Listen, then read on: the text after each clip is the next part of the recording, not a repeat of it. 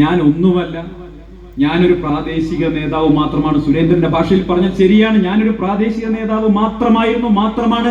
ഇനിയും പ്രാദേശിക നേതാവായി ഈ നാട്ടിലെ സാധാരണ ജനങ്ങൾക്കിടയിൽ മാത്രം നിൽക്കാൻ താല്പര്യമുള്ള ഒരു സാധാരണക്കാരനാണ്. സുരേന്ദ്രനെ പോലെ ഹെലികോപ്റ്ററിൽ യാത്ര ചെയ്യുന്ന ഒരു ബഹിരാകാശ നേതാവാകാൻ എനിക്ക് താല്പര്യമേ ഇല്ല. സുരേന്ദ്രൻ ഏതെങ്കിലും സാധാരണക്കാരുടെ വിഷയങ്ങൾ ഇടപെടുന്നു കണ്ടുണ്ടോ? ഞാൻ നേരത്തെ പറഞ്ഞല്ലോ, മുസ്ലിങ്ങളുടെ ഭക്ഷണത്തിന്റെ കാര്യത്തെ കുറിച്ച് പറഞ്ഞല്ലോ. എന്ത് ആത്മാർത്ഥതയായിട്ടുള്ളത് ഈ പറഞ്ഞതിന്റെ അടുത്തയാഴ്ച ചങ്ങായി എവിടെയെന്നറിയോ? കേരളത്തിലെ പ്രധാനപ്പെട്ട ഒരു മുസ്ലിം വ്യവസായിയുടെ ഷോപ്പിംഗ് മാൾ ഉദ്ഘാടനത്തിന് ഇരുന്ന് വെട്ടി വിഴുങ്ങാണ്. പറയുമ്പോ വലിയ കാര്യമാണ്. ഞങ്ങൾ ബീഫിനെതിരാണ്. ഞാൻ കഴിക്കാറില്ല കേട്ടോ. ഞാൻ ബീഫ് കഴിക്കാറില്ല. കാരണം ഞാൻ പറയുന്ന കാര്യത്തോട് ആത്മാർത്ഥതയുള്ള ഞാൻ ബീഫ് കഴിക്കാറില്ല. കഴിച്ചാൽ കഴിച്ചു എന്ന് പറയാൻ മടിയില്ല. കഴിച്ചതിന് ശേഷം ഉള്ളിക്കറിയാണെന്ന് പറഞ്ഞാൽ ന്യായീകരിക്കാൻ പറ്റില്ല. പക്ഷേ കേരള സമൂഹത്തിൽ, കേരള രാഷ്ട്രീയത്തിൽ തൊലിച്ചു കളഞ്ഞ ഉള്ളിത്തൊലിയുടെ വില പോലും ഇല്ലാത്ത ഒരുത്തനാണ് ഇപ്പോ എന്നെ ആക്ഷേപിച്ചുകൊണ്ടിരിക്കുന്നത്. എനിക്ക് അദ്ദേഹത്തോട് പറയാനുള്ളത്, നിങ്ങൾക്ക് വാസ്തവത്തിൽ എന്നോടുള്ള വിരോധത്തിന്റെ അടിസ്ഥാനം എന്താണെന്നുള്ളത് എനിക്ക് കൃത്യമായി ആ പാർട്ടിയിൽ നിൽക്കുമ്പോൾ ബോധ്യപ്പെട്ടിട്ടുണ്ട്. എന്നെ അക്ഷരം പഠിപ്പിച്ച എന്റെ ഗുരുനാഥന്മാരും എന്റെ അധ്യാപികയായിട്ടുള്ള എന്റെ അമ്മയും എന്നെ അനുഗ്രഹിച്ചതുകൊണ്ട് ദൈവം സഹായിച്ച് എനിക്ക് സംസാരിക്കാൻ കഴിയും. അതാണ് നിങ്ങളുടെ പ്രശ്നം, അതാണ് നിങ്ങളുടെ പ്രയാസം എന്ന് എനിക്ക് നല്ലവണ്ണം ബോധ്യപ്പെട്ടിട്ടുണ്ട്. ഞാൻ പണ്ട് എം വി രാഘവന്റെ മറ്റു ആത്മകഥയിൽ വായിച്ചിട്ടുണ്ട്. ഏതോ ഒരു വേദിയിൽ EMS ഇരിക്കുന്ന വേദിയിൽ എം വി രാഘവൻ പ്രസംഗിക്കുകയാണ്. അന്ന് തീരുമാനമായി എം വി രാഘവന്റെ കാര്യം എന്നാണ് പറയുന്നത്. കാരണം എം വി രാഘവൻ വലിയ കയ്യടി കിട്ടുക. പെരുന്തച്ചൻ കോംപ്ലക്സ് എന്നൊക്കെ വിളിക്കും. BJP ഇരിക്കുന്ന സമയത്ത് ഇപ്പോ ഇവരൊക്കെ എതിർക്കുമായിരിക്കും. പക്ഷെ BJP ഇരിക്കുന്ന സമയത്ത് അറിയാം, ആ പാർട്ടിയിലെ പ്രവർത്തകർക്ക് അന്ന് ഏറ്റവും അധികം സ്നേഹവും ഇഷ്ടവും ഉണ്ടായിരുന്ന നേതാവിന്റെ പേര് തന്നെയായിരുന്നു സന്ദീപ് വാര്യർ എന്ന കാര്യം മറക്കരുത്.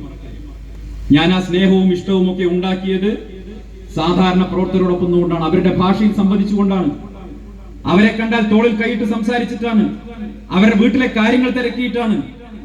ഏത് അർദ്ധരാത്രിയും ഫോൺ വിളിച്ചാൽ എടുത്ത് അവരുടെ പ്രശ്നങ്ങൾക്ക്, പ്രയാസങ്ങൾക്ക് പരിഹാരം കണ്ടെത്തിയിട്ടാണ് BJPയിലും ആ പ്രവർത്തകരുടെ സ്നേഹത്തിന് ഞാൻ പാത്രമായത്. പ്രിയപ്പെട്ടവരെ, ഞാൻ ഇന്നും ആ പാർട്ടിയിലെ ഈ പ്രദേശത്തെ പ്രവർത്തകരോട് പറയണം, അവരാരും എന്നെ വെറുക്കുന്നുണ്ടെന്ന് ഞാൻ പ്രതീക്ഷിക്കുന്നില്ല. അവർക്ക് പ്രയാസം ഉണ്ടാവാം, സങ്കടം ഉണ്ടാകാം. പ്രിയപ്പെട്ടവരെ, നിങ്ങൾക്ക് ഇന്നും ഇനിയും എല്ലാ കാലവും നിങ്ങളുടെ ജീവിതത്തിൽ എന്തെങ്കിലും പ്രശ്നവും പ്രയാസവും ഉണ്ടെങ്കിൽ സന്ദീപിന്റെ നമ്പർ നിങ്ങളുടെ ഫോണിൽ ഉണ്ടെങ്കിൽ സധൈര്യം നിങ്ങൾക്ക് ഏത് സമയത്തും എന്നെ വിളിക്കാം. എന്നാൽ കഴിയുന്ന കാര്യങ്ങൾ ഇന്നും ചെയ്തു തരാൻ തയ്യാറാണ്. എന്നും ചെയ്ത് അതിന് അന്നത്തേതുപോലെ തന്നെ പാർട്ടി മാറണം എന്നൊരു ക്ലോസ് ഒന്നും എവിടെയും വെക്കാൻ പോകുന്നില്ല. നിങ്ങൾക്ക് നിങ്ങളുടെ രാഷ്ട്രീയം, ഞങ്ങൾക്ക് ഞങ്ങളുടെ രാഷ്ട്രീയം. രാഷ്ട്രീയം എന്ന് പറയുന്നത് ജനങ്ങൾക്ക് സേവനം നൽകലാണ്. രാഷ്ട്രീയത്തിൽ നമുക്ക് മത്സരിക്കാം. എങ്ങനെ മത്സരിക്കണം? ജനങ്ങളെ സഹായിക്കുന്ന കാര്യത്തിൽ മത്സരിക്കണം. ആ മത്സരത്തിന് ഇന്ത്യൻ നാഷണൽ കോൺഗ്രസും UDFും തയ്യാറാണ്. തച്ചനാട്ടുകര പഞ്ചായത്തിൽ UDF എന്ന് പറയുന്ന പ്രസ്ഥാനം ഐക്യത്തോടെ കഴിഞ്ഞ 1/4 നൂറ്റാണ്ട് കാലമായി ഈ തച്ചനാട്ടുകര പഞ്ചായത്തിലെ ജനങ്ങളെ തുടർച്ചയായി സേവിച്ചുകൊണ്ടിരിക്കുകയാണ്. ഇടയ്ക്ക് ഒരു ഘട്ടത്തിൽ മാത്രമാണ് UDFന്റെ എന്ന് ഭരണം പോയിട്ടുള്ളത്. അത് 25 കൊല്ലം മുമ്പെയാണ്. പക്ഷെ 25 കൊല്ലമായി UDFന്റെ തുടർച്ചയായിട്ടുള്ള ഭരണം എന്താണ് സൂചിപ്പിക്കുന്നത്? കഴിഞ്ഞ 25 വർഷക്കാലം തച്ചനാട്ടുകര പഞ്ചായത്തിലെ ജനങ്ങളെ സേവിക്കുന്നതിൽ, അവർക്ക് വേണ്ട കാര്യങ്ങൾ ചെയ്തു കൊടുക്കുന്നതിൽ ജനങ്ങളുടെ വിശ്വാസം ആർജിച്ചെടുക്കാൻ തച്ചനാട്ടുകരയിലെ UDFന് സാധിച്ചിട്ടുണ്ട് എന്നുള്ളതാണ്. പ്രിയപ്പെട്ടവരെ, ആ UDFന്റെ ഭാഗമായിട്ടാണ് ഞാൻ വന്നിട്ടുള്ളത്. BJPയുടെ ഭാഗമായി നിൽക്കുന്ന സമയത്ത് എനിക്ക് എന്തൊക്കെയാണോ അനുഭവിക്കാൻ കഴിയാതെ പോന്നിട്ടുള്ളത്, എന്തൊക്കെയാണോ എനിക്ക് അവിടെ നഷ്ടപ്പെട്ടിട്ടുള്ളത്, എന്തൊക്കെയാണോ ഞാൻ വലിയ വിഷമത്തോടു കൂടി നേടേണ്ടി വന്നിട്ടുള്ളത്, അതിന്റെ മുഴുവൻ പരിഹാരം കഴിഞ്ഞ 3 മാസക്കാലം കൊണ്ട് എനിക്ക് UDFിൽ നിന്നും ഉണ്ടായിട്ടുണ്ട്. വെറുതെ പറയുന്നതല്ല. വലിയ സ്നേഹം, ചേർത്ത് പിടിക്കൽ, ഇതൊക്കെ അനുഭവിക്കുന്നത് സന്തോഷത്തോടു കൂടി അനുഭവിക്കാൻ കഴിഞ്ഞ 3 മാസക്കാലം കൊണ്ട് സാധിച്ചിട്ടുണ്ട്. എന്തൊക്കെ ആക്ഷേപങ്ങളായിരുന്നു, എനിക്ക് നേരെ ഉന്നയിച്ചിട്ടുള്ളത്?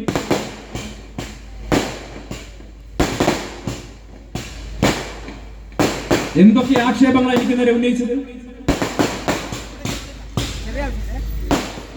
ഞാൻ കോൺഗ്രസിൽ ചേർന്നതിന് ശേഷം പാണക്കാട് തറവാട്ടിൽ പോയി സാദിഖ് അലി ശിഹാബ് തങ്ങളെ കാണാൻ പോയി. വലിയ ആക്ഷേപമായിട്ടാണ് ഉന്നയിച്ചത്. ബിജെപിയിലെ എന്റെ പഴയകാല സഹപ്രവർത്തകർ ചോദിച്ചത്,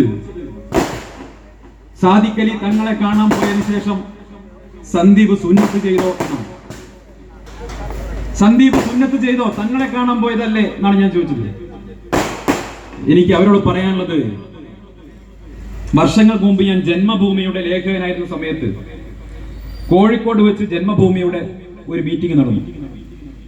അന്ന് ജന്മഭൂമിയുടെ പത്രാധിപരും ആ മീറ്റിംഗിനുണ്ടായിരുന്നു. ഒരു അവലോകന യോഗമാണ്. ആ അവലോകന യോഗത്തിൽ വെച്ച് പത്രാധിപർ മലപ്പുറത്തെ ജന്മഭൂമിയുടെ ബ്യൂറോ ചീഫിനോട് കയർക്കുകയാണ്. എന്താ കാരണം എന്നറിയോ?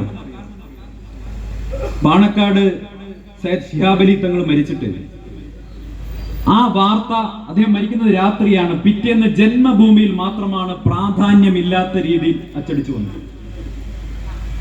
കാരണം ശിഹാബ് അലി, ബഹുമാനപ്പെട്ട MP, പാലക്കാടിന്റെ പ്രിയങ്കരനായ ജനകീയ MP ശ്രീ VK ശ്രീകണ്ഠൻ ഇങ്ങോട്ട് കടന്നു വരുന്നുണ്ട്. അപ്പൊ ജന്മഭൂമിയുടെ പത്രാധിപര് മലപ്പുറത്തെ ബ്യൂറോ ചീഫിനോട് ചോദിക്കുകയാണ്, എന്റെ കൺമുന്നിൽ വെച്ച് ചോദിക്കുകയാണ്, നിങ്ങൾക്ക് പാണക്കാട് ശിഹാബ് അലി തങ്ങൾ ആരായിരുന്നു എന്നറിയാമോ? അദ്ദേഹം